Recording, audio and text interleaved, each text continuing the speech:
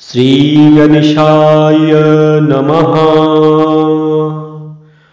ॐ जवाकुसुमशङ्काशं कश्यपेयं महादुतिं धन्तारिं सर्वपापघ्नं प्रणतोऽस्मि दिवाकरम्।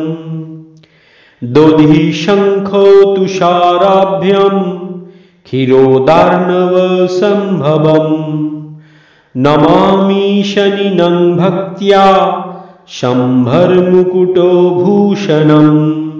धरणिर्गर्भो सम्भूतं विद्युत्पुञ्जो समप्रभं कुमारं शक्तिहस्तं च लोहिताङ्ग्यं नमाम्यहम्। प्रियङ्गुकलिकाश्यामं रूपेण प्रतिमां बुधं सौम्यं सर्वगुणोपेतं त्वं बुधं प्रणमाम्यहम्। देवतानां ऋषीणां च गुरुं कनकसन्निभं बन्धभूतं त्रिलोकेशं त्वं नमामि बृहस्पतिम्। हिमकुन्दो मृणालाभ्यं दैत्यानां परमं गुरुं सर्वशास्त्रो प्रवक्तारं भार्गवं प्रणमाम्यहम्। नीलाञ्जनो समाभासं रविपुत्रं यमाग्रजं छायाया गर्भसम्भूतं त्वं नमामि शनैश्चरम्। अर्धकायं महाघोरं चन्द्रादित्यो विमोर्दकं सिंहिकाया सुतं रौद्रं त्वं राहुं प्रणमाम्यहम्। पलालधूमशङ्काशं ताराग्रोहो विमर्दकं रौद्रं रुद्रात्मजं कूरं त्वं केतुं प्रणमाम्यहम्। इति श्री वेदव्यासमुखोद्गीतं यः पठेत् सुसमाहिताः दिवा वा यदिवा रात्रौ शान्तिस्तस्यो न संशयः। ऐश्वर्यं तुलं तेषामारोग्यं पुष्टिवर्धनं नरनारी नृपाणां च भवेद्दुःस्वप्ननाशनम्। ग्रहो नक्षत्रजा पीरास्तस्कराग्निशम्भुवा त्याः सर्वाः प्रणमं यान्ति वैश्वब्रूते न संशयः। इति श्री वेदव्यासविरचितं नवग्रहस्तोत्रं সম্পূর্ণম। এই অপূর্ব সুন্দর নবগ্রহ স্তোত্রের রচয়িতা ঋষিশ্রেষ্ঠ শ্রী ব্যাসদেব। নবগ্রহ স্তোত্র মূলত ৯টি গ্রহের শান্তি বিধানের মন্ত্র। জন্মকুণ্ডলিতে কোনো গ্রহ কুপিত থাকলে সেই বিশেষ গ্রহের শান্তির জন্য বা সার্বিকভাবে সমস্ত গ্রহের শান্তির জন্য নবগ্রহ স্তোত্রের মাধ্যমে গ্রহদের স্তুতিগান করা হয়। দিনে বা রাত্রে যে কোনো সময় নবগ্রহ স্তোত্র পাঠ করা যায়। সম্পূর্ণ স্তোত্র কিংবা বিশেষ গ্রহের শান্তির জন্য নির্দিষ্ট স্তোত্রের অংশটি পাঠ করা যেতে পারে। আসুন এখন আমরা সম্পূর্ণ নবগ্রহ স্তোত্রের বঙ্গানুবাদটি জানব।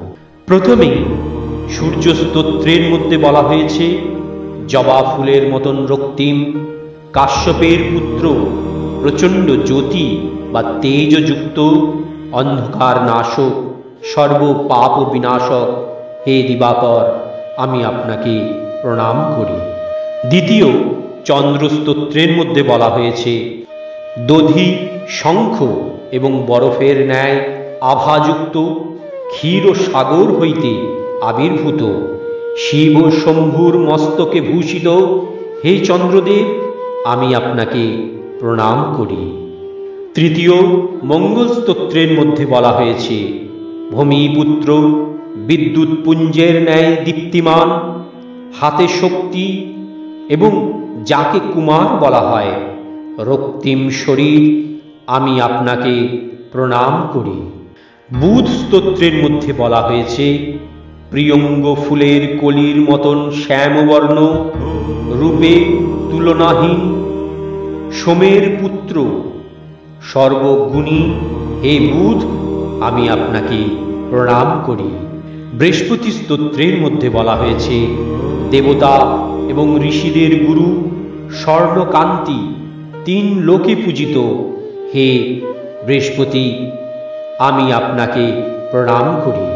শুক্র স্তোত্রের মধ্যে বলা হয়েছে, পদ্মবৃন্তে শিশির বিন্দুর মতন যার আভা, দৈত্যগুরু, সর্বশাস্ত্রে পারদর্শী হে ভৃগুপুত্র, আমি আপনাকে প্রণাম করি। শনি স্তোত্রের মধ্যে বলা হয়েছে, নীল বর্ণের চক্ষু, সমান আভা, সূর্য ও ছায়ার পুত্র, যমের জ্যেষ্ঠ ভ্রাতা হে শনিদেব, আমি আপনাকে প্রণাম করি। রাহু স্তোত্রের মধ্যে বলা হয়েছে, অর্ধদেহী, মহাশক্তিশালী, চন্দ্র সূর্য দমনকারী, সিংহিকার পুত্র হে রাহু, আমি আপনাকে প্রণাম করি। কেতু স্তোত্রের মধ্যে বলা হয়েছে, পলিমাটির ধুলার মতন ধোঁয়াটে বর্ণ, গ্রহ নক্ষত্র দমনকারী, রুদ্রের আত্মজ, নিষ্ঠুর হে কেতু, আমি আপনাকে প্রণাম করি। এবং দর্শক বন্ধু, এরপরে শেষে যে তিনটি শ্লোক আছে, সেই তিনটি শ্লোক হল নবগ্রহ স্তোত্র পাঠের মাহাত্ম্য বর্ণনা করা হয়েছে।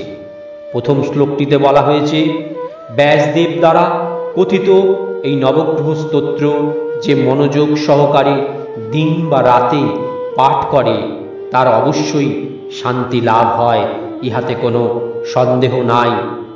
অতুল ঐশ্বর্য প্রাপ্তি, আরোগ্য লাভ এবং দেহের পুষ্টি বৃদ্ধি হয় এই নিত্য স্তোত্র পাঠে।